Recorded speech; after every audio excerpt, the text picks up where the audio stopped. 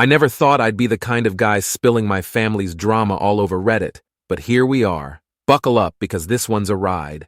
I'm 36 now, but the story really started back in '96 when I was just a kid. 9 years old, sitting on the floor of our living room, completely lost in a game of Street Fighter on my SNES. I remember the exact moment my world cracked open, not because of some big earth-shattering revelation, but because of the screaming dot, not just regular parents arguing screaming. This was different, the kind that makes your stomach drop, even when you're too young to really understand why. I froze, controller slipping from my hands, as I listened to my dad thunder down the stairs, my mom running after him sobbing, mascara streaked down her face. "Please, Mark, let me explain." Dad cut her off with a look that made my chest feel tight, like the air in the room had been sucked away. In his hand, he held a stack of letters, actual handwritten letters, not emails or texts.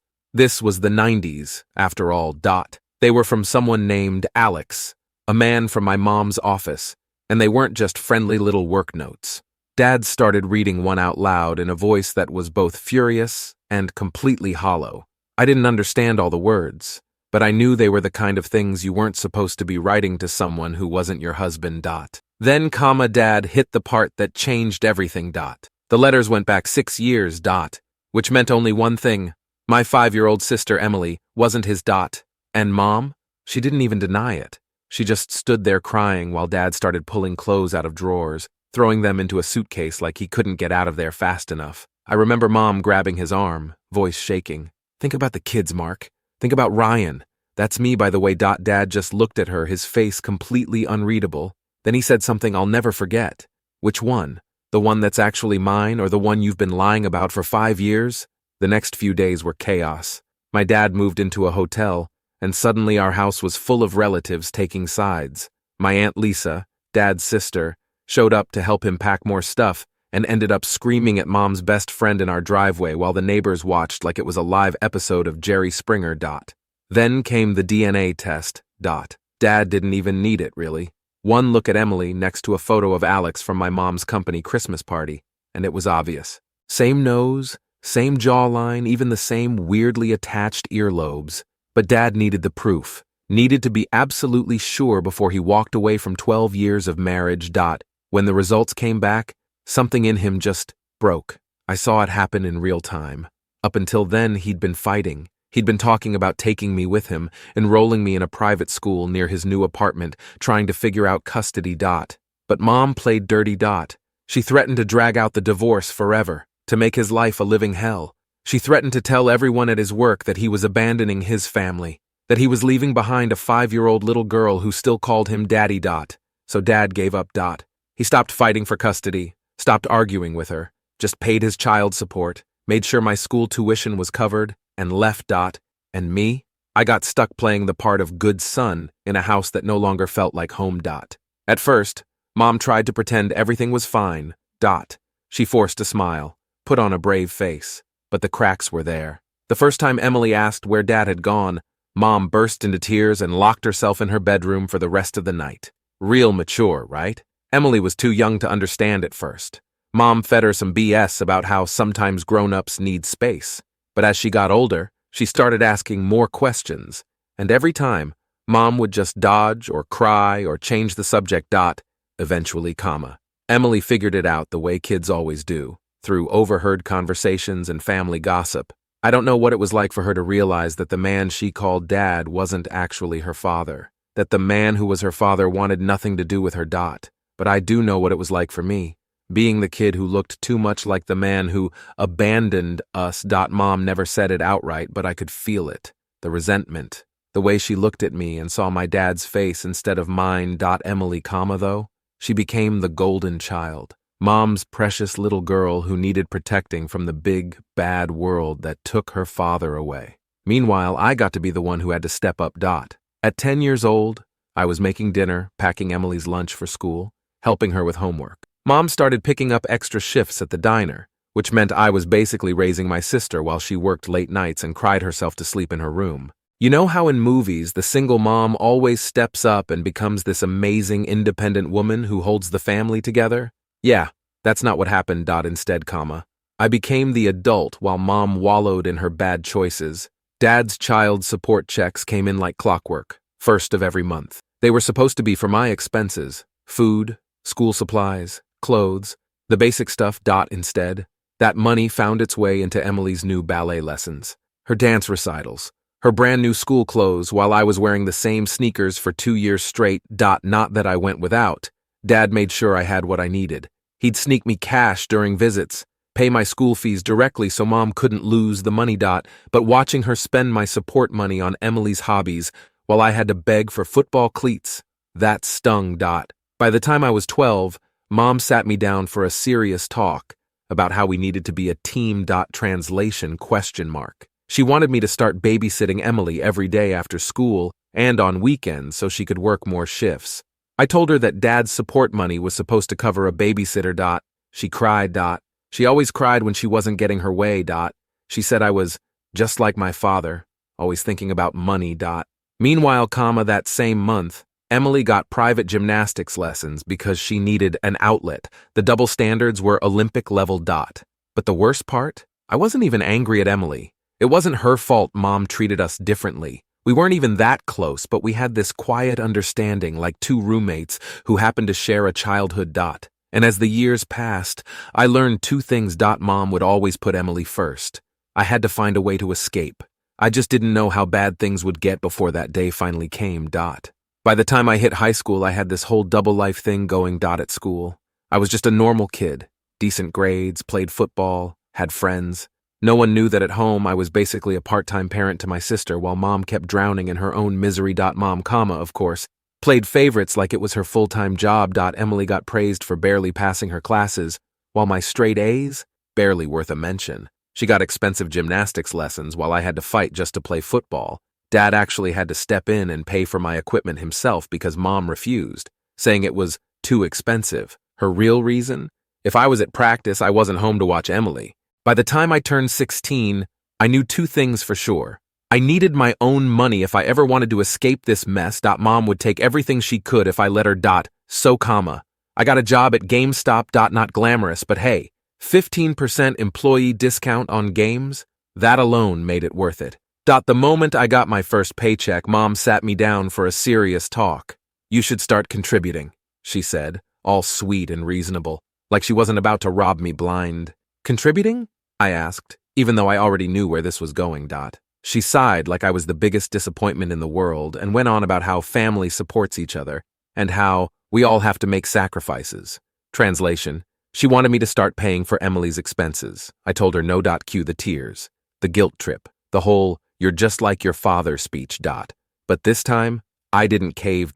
Instead, I opened a secret bank account at a completely different bank, the kind Mom didn't even know existed. Every paycheck, I split it. GameStop. Money went to household contributions, aka Emily's hobbies, lawn mowing money. The cash I made on the side, straight into my escape fund. I told Mom I was at football practice after school. In reality, I was mowing lawns all over the neighborhood for cash under the table.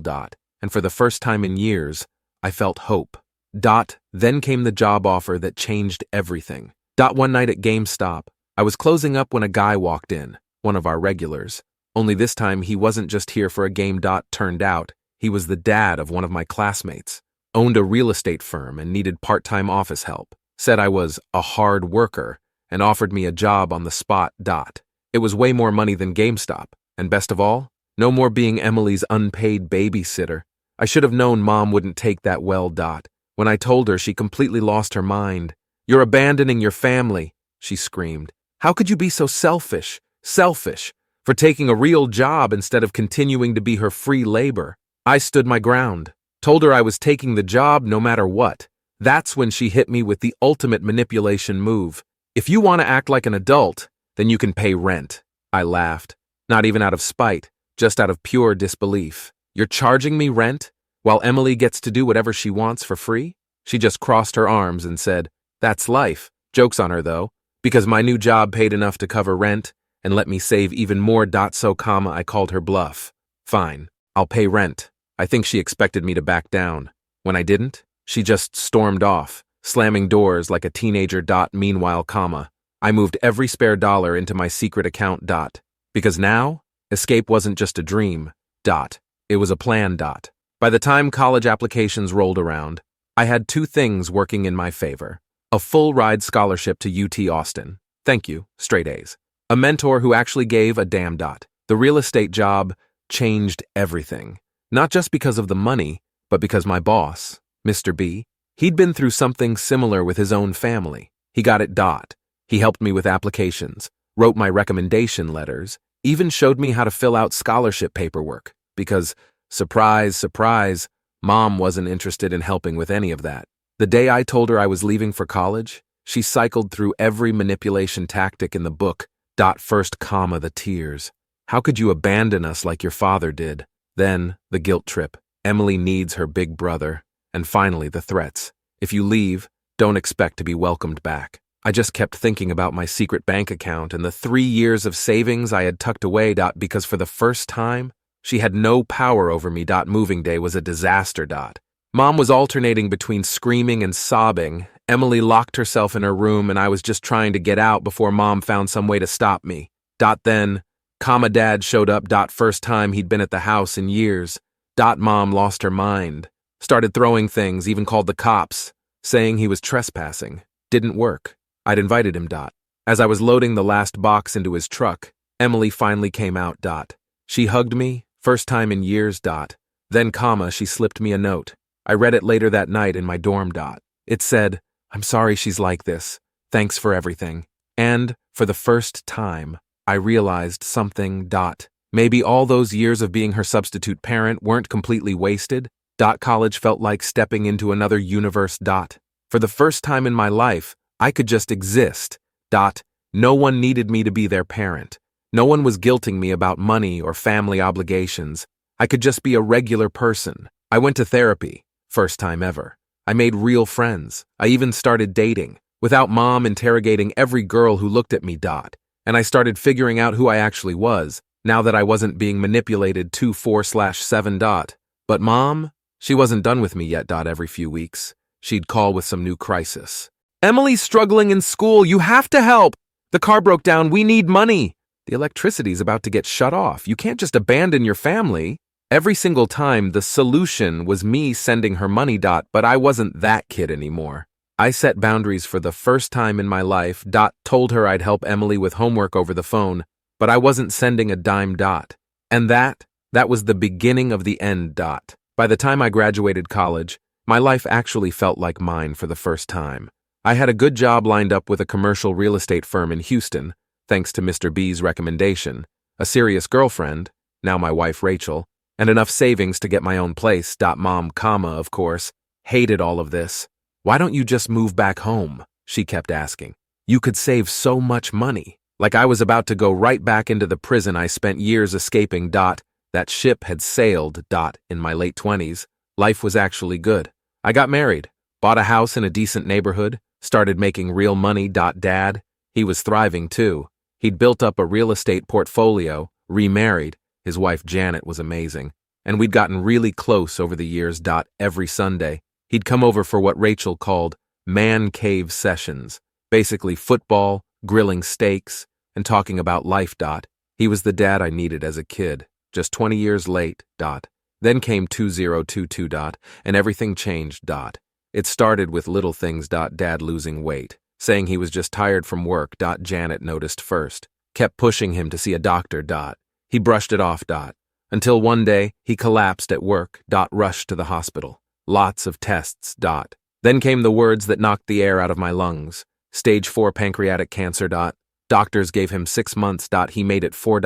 Those last months, Dad changed. Not in a bad way, just he let go of all the walls. He told me everything. Why he gave up custody. How Mom manipulated him. How he regretted not fighting harder for me. And then one day, he called me over for a business meeting. That's when he dropped the bombshell. He was leaving me everything. The house. His investment portfolio. His share in the real estate company. $350,000 in various accounts. Janet already had her own money and fully supported his decision. And then he said something I'll never forget. "You're my only child, Ryan. The only one I'm sure is mine. The only one I failed when you needed me. Let me try to make it right." I tried to argue, especially about Janet, but she just shook her head and said, "This is what he wants. Then he made me promise two things. Use the money for myself, not for Mom, not for Emily, for me. Don't tell them about the inheritance until after he was gone. I didn't understand why at the time. But later, I would. Dad passed on a Sunday, with a Texans game playing in the background. It was just me and him in the room when he took his last breath. Last thing he said, "You're a better man than I ever was, kid." That still messes me up to this day. The funeral was a disaster. Mom showed up uninvited. Bringing Emily. Made a huge scene about being the grieving first wife, until Janet shut that down real quick. I didn't tell them about the inheritance. I waited. I wanted to see if they'd show actual grief. They didn't. 3 months later, Mom called me, sobbing. She told me Emily had been diagnosed with a rare spinal condition. Needed emergency surgery. Insurance wouldn't cover it because it was experimental. They needed $45,000. Now, I'm not heartless. Emily is still my sister, even if we're only half related. But something felt off. Maybe it was years of Mom's BS. Maybe it was Dad's voice in my head telling me to be careful. So I told Mom, of course I'll help, just send me the medical paperwork. She got weird. Said the doctor was too busy, and it would take time to get the paperwork. Red flag #1. Then she pushed for at least a partial payment up front to hold Emily's surgery slot. Red flag #2. I didn't send a dime. Instead, ? I opened a new account at a different bank and told Mom I'd transfer money there in installments as she got the paperwork together. First installment, $15,000. 2 days later, I checked the account. The money was gone. Not to a hospital. Not to a medical office. Nope. It went to Dream Day Events, a high-end wedding planning company in Houston. I didn't confront them. Not yet. I wanted to see how deep this rabbit hole went. 2 weeks later, Mom called again. More tears. More drama. The doctor needs another $10,000 to order special equipment for Emily's surgery. I transferred another $10,000. This time, the money went to a designer boutique and a catering company. Then, the final bomb dropped. I had a friend, Mike, from my real estate firm. His wife, Lisa, worked for a fancy hotel in downtown Houston. One day, Lisa called me out of the blue. "Hey, Ryan, I didn't know Emily was getting married. She just booked the grand ballroom. Must be dropping serious cash. That venue alone is like $30,000. I felt like I'd been punched in the gut. Not because of the money. But because of the lie. They were using a fake medical emergency to fund a wedding I wasn't even invited to. But wait, it gets better. I started digging. Turns out, Emily had been dating this guy, Travis, for about 6 months. Rich kid. Trust fund, baby. Family owns half of downtown Houston. Emily had been feeding his family some sob story about growing up without a father. Even told them Dad was her real dad, and that he died when she was little. I called Janet, Dad's widow, to vent about it. That's when she dropped another bomb. She'd run into Emily at a charity event. A few weeks before Dad died, Emily introduced herself as James Wilson's daughter. Spent the whole night talking about her wonderful father, who was tragically ill. Janet said she was so shocked she couldn't even call her out on it. Then, I found their wedding website. Guest list, 200 people. 5-course dinner. Live band. Designer dress. Total cost, easily $80,000, $90, 000. And guess who wasn't on the guest list? Yep, me. The guy they were scamming to pay for everything? That's when I knew. They thought they'd pulled off the perfect con. Well, they thought wrong. Because now, it was my turn to play the game. I sat on the information for a few days. Just watching. More texts from Mom. More calls, more fake medical emergencies that all somehow required large amounts of cash immediately. Each time, I tracked where the money actually went. The florist. The band. The photographer. The goddamn ice sculpture. Yeah, an ice sculpture. I was paying for a wedding I wasn't even invited to. And the worst part? It wasn't just Mom. Emily was in on it too. The whole family emergency story. That wasn't just for me. She was feeding Travis's family the same crap. Playing the struggling girl with no father while using my money to fund her dream wedding. I don't know what pissed me off more, the scam or the fact that they really thought I was that stupid. Well, they were about to find out just how stupid I wasn't. First step, build my case. I saved everything. Texts, bank transfers. Phone call recordings. Legal in Texas. One-party consent. Screenshots from the wedding website. I even got copies of their vendor contracts, which, Fun fact, all had my money tied to them. Next step, cut off the cash flow. I called the bank and froze the account they were using. Then question mark. I started making phone calls. One by one. I contacted every single vendor. The venue. The caterer. The florist. The dress shop. I explained that the payments they'd received, question mark, fraudulent. They were made under false pretenses and with money obtained through deception. Most of them, more than happy to cancel the contracts. Apparently, wedding vendors deal with family drama all the time. The ones who didn't want to cooperate? I reminded them that pressing charges for fraud was still an option. And just like that, the entire wedding started unraveling. It took exactly 2 days for the meltdown to start. Mom called first, screaming. The venue just called me. They said our payment was flagged for fraud. What did you do? I stayed calm. And asked her one simple question. How's Emily's spine condition doing? Dead silence. Then, she switched tactics. Started crying. Talking about how they just wanted Emily to have one perfect day, and how Travis's family would never accept her if they knew the truth. And how could I be so selfish with Dad's money? There it was.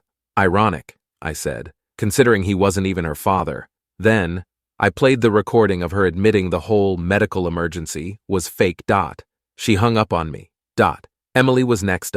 She left me this long, tearful voicemail about how I was ruining her one chance at happiness, and how Travis's family would look down on her if she couldn't give them the wedding they expected. I texted her back one sentence. Lying runs in your side of the family. After that, the real fun started. Vendors started pulling out left and right. The venue needed the next installment. The caterer wanted their deposit. The florist threatened to sue. Mom question mark. She tried damage control. Called every family member she could, begging for loans. Even reached out to Janet, Dad's widow, for help. That took some serious nerve. But Janet, she just replied, I think Ryan's father would be proud of him for standing up for himself. Then came the nuclear option. Mom threatened to tell Travis and his family everything. Including about Dad's inheritance. I laughed. And told her, go ahead, because guess what? Travis's family is big in real estate. They knew my dad. They knew he had one son. Me. If she told them the truth, it would blow up every single lie Emily had told them. And that's exactly what happened. The next day, Travis's mom called Rachel. All concerned about why we hadn't RSVP'd for the pre-wedding brunch. Rachel, who had my full permission to go nuclear, told her everything. The affair. The fake dad story. The scam for wedding money. All of it. Guess what happened next? Travis called off the engagement. Rich guys don't like being lied to. Who knew? And just like that, everything imploded. Emily had already quit her job. Figured she was about to marry into money. Mom had maxed out 2 credit cards on wedding deposits. Now question mark. They were both desperate. But instead of taking the L, they doubled down on the crazy. First came the smear campaign. Mom told everyone I had ruined Emily's life out of jealousy. Conveniently left out the part about scamming me. Then Emily showed up at my house. Drove 6 hours from Houston to Austin. Looked like a mess. Started crying on my doorstep about how she'd lost everything because of me. Rachel took one look at her and said, the audacity of this girl. Emily tried to push past her into the house. I stepped outside and blocked her. She launched into this whole speech about how she always looked up to me, news to me, and how she just wanted one perfect day. Then question mark. She dropped the real reason she was there. She needed $25,000 to pay off the wedding vendors. Or they'd sue her. I laughed. And told her, that sounds like a you problem. She actually stamped her foot like a toddler and screamed, you have Dad's money. You have to help me. I just smiled and said, you spent years telling people he wasn't your dad. You can keep that same energy now. Then, I closed the door in her face. Mom's reaction was even better. She called my job. She called Rachel's job. She even tried to contact my clients. Told them I had stolen Emily's medical fund, and she was suffering because of me. Lady, you really thought you could flip this? Then came the final blow. Travis's family, they sued Emily and Mom for fraud. Why question mark? Because they'd used his family name to secure wedding contracts. Mom's solution? She tried to remortgage her house. But guess what? She'd already taken out 3 equity loans. The house, going into foreclosure next month. She called, screaming, "You're letting your family be homeless." I sent her one text. Sounds like karma to me. Then, I blocked her. Now, they're both drowning in lawsuits and debt-dotting me.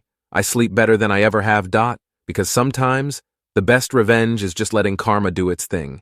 Story 2. Finally, I'm free from that burden. Starting today, my parents are moving in with me. When my parents passed away, my husband, Scott, demolished our family home. Standing there, amidst the rubble, he blurted out, "Hurry up and bring the inheritance to our place." I was stunned. "What are you talking about? Have you lost your mind?" I asked, incredulous. I couldn't help but laugh.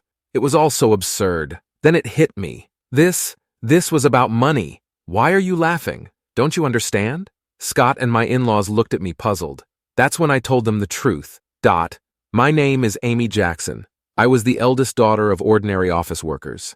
I have a brother, and we were a normal, happy family. I married Scott when I was 30, and we had 2 kids, Eric and Judy. Balancing work and parenting was challenging but fulfilling. At 52, with my children grown and starting their own careers, I was looking forward to relaxing with Scott. Life was simple, but I was content. I thought I would continue to age gracefully like this. But my simple life changed one winter day. My father was in a car accident and died suddenly. He was only 68. Our whole family was devastated, especially my mother. She was so depressed she couldn't even eat. "Mom, I know it's hard, but you have to eat," I pleaded with her day after day. "I know, but I just don't have the appetite. It feels like there's something stuck in my chest," she'd reply, her voice weak. My brother and I thought it was just grief and kept a close eye on her, but she rapidly lost weight. After just 3 weeks, I took her to the hospital. The doctor's diagnosis was a shock: cancer, advanced, inoperable. She had about a year left. I hadn't even had a chance to truly care for my parents. First, my father, now my mother. I was more devastated than I could express, but I knew I couldn't wallow in grief. My brother lived far away and couldn't help, so it was up to me to care for Mom. I told Scott I wanted to live with her. I couldn't leave her alone, emotionally or physically, during her illness. Scott's reaction surprised me. "We just finished dealing with your dad's funeral, and now I have to be dragged into more of your family's issues?" He sighed, clearly annoyed. "Don't say it like that," I retorted. "Can't you just drive her to the hospital and back? Do we really have to live with her? I think she might feel lonely if it's not okay. Maybe I can just live at my family home for a while," I suggested. Scott was indignant. "And who's going to take care of my meals while you're gone? I'll come and cook, of course. What about cleaning? Who's going to do the laundry?" he demanded. I fell silent. I intended to do what I could, but I couldn't do everything as before. Being confronted with this reality hurt. If someone said I was being selfish for wanting to care for my mother, I wouldn't be able to argue. I'm sure my mother, being considerate, would say everything was fine as it was, but I really wanted to do something for my parents. "Fine. But I'm not helping with anything, you hear?" Scott grudgingly said to my silence. His attitude was arrogant, but he had ultimately agreed. "I'm sorry and thank you," I said. Although I thought he was being awful, he had agreed to my wish. I suppressed my desire to argue and thanked him. Despite the trouble, Scott and I started living with my mother at my family home. We had originally been living in a house provided by Scott's employer. Scott was an only child, and since his father really wanted us to live together, we didn't plan on buying our own home. We were going to eventually move in with Scott's parents. Living in the company housing was more convenient for work, and the rent was only about $1,100 a month, so it wasn't a big burden. But now that we'd moved to my family home, we didn't have to pay that anymore, and we had more space. I think living together wasn't all bad for Scott. True to his word. Scott didn't help with anything, but I'm glad I could live with my mother. She seemed energetic, but she often felt weak and spent a lot of time lying down during the day. I prepared her meals, fed her, and managed her medication. It would have been impossible for her to do all that alone. "I'm sorry, Amy. Thank you. It's a big help that you're here with me." "I should thank Scott too," my mother said, expressing her gratitude many times. She was unaware of the harsh words Scott had said about living together, so she was grateful to him too. One evening, after my mother had gone to bed and Scott returned home, I brought up the subject of my mother's treatment while serving dinner. Scott glared at me and said, "I don't know what you want me to say. I told you I'm not helping with anything." Refusing even to listen. I needed someone to vent to, someone to consult. All I wanted was for Scott to listen. Even after 2 months, 3 months, Scott's attitude didn't change. He constantly complained about living together, acting as if he was doing a great favor, and his behavior became more obnoxious day by day. But I couldn't say anything against it. Between worrying about my mother and being considerate of Scott, I was becoming more and more stressed. Around the time of the 2-year prognosis, my mother's condition worsened rapidly, and she was hospitalized. 5 days later, she passed away. Although I had prepared myself mentally, I was devastated. My brother's family and my children came right away and helped a lot. But in times like this, you really want your spouse by your side. However, Scott was laughing and chatting with his parents in a corner, not helping with the funeral preparations at all. My brother had taken the lead role in the preparations, and somehow we got everything ready for the funeral. But Scott, who should have been sitting in the family section, was at the very back of the relative section. "Scott, I want you to sit in the family section," I said. He replied, "No, I'm fine here. I'm not a blood relative after all." "But you're my husband," I said. Then his mother chimed in, "He's your husband, but he's not your mother's son. Scott is our son, so he's an outsider, you know. Amy should sit in the family section." Hearing this from my in-laws was painful. I was left speechless. Where I come from, it's common for sons-in-law to sit in the family section at funerals, though this might vary by area. With Scott not in the family section, distant relatives started whispering, wondering if we had divorced. It's one thing for people to gossip, but all this could have been avoided if Scott had just sat there. Feeling a bit upset that Scott wasn't by my side, we still managed to see my mother off peacefully. After the funeral, my brother's family, my children, Scott and his parents returned to my family home. "Thank you for coming, especially at such a busy time," I said to my in-laws, offering them some tea. They laughed and replied, "Really, it's something. First your father, now your mother. These funeral expenses are a burden for us too, but at least that's the end of it." I was stunned by their words. What did they mean by that? I couldn't believe they would say such a thing. I forced a smile and excused myself. Then I overheard Scott talking with his parents. "It must have been tough for you, Scott, living with outsiders." "Yeah, dealing with Amy's whims was a pain. A husband shouldn't just follow his wife's demands. If you don't like something, you have every right to refuse," Scott said. I clenched my fists. Their voices, laughing and chatting, were unbearable. But this wasn't new. Scott's parents had always been insensitive and rude. When Scott and I got married, his mother said, "Couldn't you find someone more attractive? I can't expect much for grandchildren." His father joked, "They say beauty gets boring after 3 days. With Amy, you won't get bored." And Scott just laughed. Reflecting back, neither Scott nor his parents had said a single comforting word to me, either at my father's funeral or after my mother's passing. Instead, they ridiculed me. I had felt sorry for imposing on Scott, but now I questioned his behavior as a person. I had been too concerned about Scott while just wanting to do right by my mother. I realized I shouldn't have felt so guilty towards Scott, especially since he wasn't supportive. Seething in anger, Scott and his parents continued to laugh and chat in another room. If my brother's family and my kids had heard them, they would have been upset. But fortunately, they were in the kitchen. I was relieved to be the only one who heard Scott and his parents' conversation. Then my mother-in-law spoke up. "Amy," she called. "Yes," I replied, startled. "Can I have this?" she asked, holding my mother's purse. Confused. I stammered, "Oh, well, your mother won't be needing it anymore, right?" Scott suggested. "I'll take it home. Maybe I'll just keep it," she said, holding up the purse and inspecting it. I couldn't believe her audacity, especially right after the funeral. I took the purse from her and said firmly, "No, you can't." Her expression changed, not because of the purse, but because I, her daughter-in-law, stood up to her. Yet I stood my ground.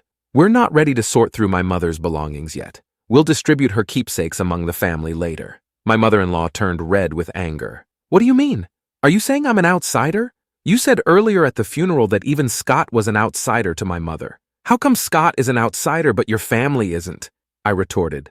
Hearing this, Scott and his father also turned red. "What are you saying? Apologize to Mom. How disrespectful of a daughter-in-law to talk like that." Their commotion drew everyone from the other room. I didn't expect to be called an outsider after all the effort we put into attending the funeral. "Let's go home, Dad," my mother-in-law shouted at me in front of everyone and stormed out of our house. For some reason, even Scott was angry and left with his parents. "What happened? Did you really call your mother-in-law an outsider?" everyone asked me, having heard only her side, taken out of context. It might have seemed like I was the one being harsh, but I explained the situation to everyone, and not a single person blamed me. Grandpa and Grandma should be more considerate of other people's feelings. That's just how Dad, Grandma, and Grandpa have always been, my children sighed, siding with me. But I still couldn't forgive those three. Something unbelievable happened. Judy showed me a flea market app listing. It was my mother's apron, one I'd made. Further checking revealed nearly 50 items, all Mom's. It was Scott. I called him, furious. He denied it, but I knew. I went to his parents with Judy. His mother brazenly admitted to selling the items, claiming it was a hobby and good for her health. We went straight to the police. Her account was suspended. I called Scott, telling him I'd filed a report. He panicked, begging me to withdraw it, citing family. I told him I'd wait for the money, but wouldn't forgive the theft and asked about his father's health. He was dismissive. A few days later, Scott's father called, angry, accusing me of treating him like he was sick and trying to get rid of him. He refused to go to the hospital. I was shocked by his words. A few days later, Scott called, panicked. His father had terminal cancer. He was distraught. I reminded him of his own heartlessness towards my mother. Scott, S father, passed away soon after. His will left the house to Eric, and the rest of the estate to Scott and his mother. Eric inherited the house, despite the inheritance tax. Then, incredibly, Scott called. I went to his parents to find their house being demolished by Eric. He was getting revenge for how they'd treated me and my mother. Scott and his mother were devastated. Scott finally paid the damages. Eric returned my mother's belongings. "You always have me and Judy," he said, and I cried with relief. Scott and his mother, now homeless and penniless, moved back into the company housing, becoming the subject of gossip. I told Scott's colleagues' wives the truth. They'd have a hard life. Later, Eric got engaged and planned to build a house. The land from our old family home sold for a good price. Eric invited me to live with him and his fiancée. I accepted. I was determined not to become a mother-in-law like my own.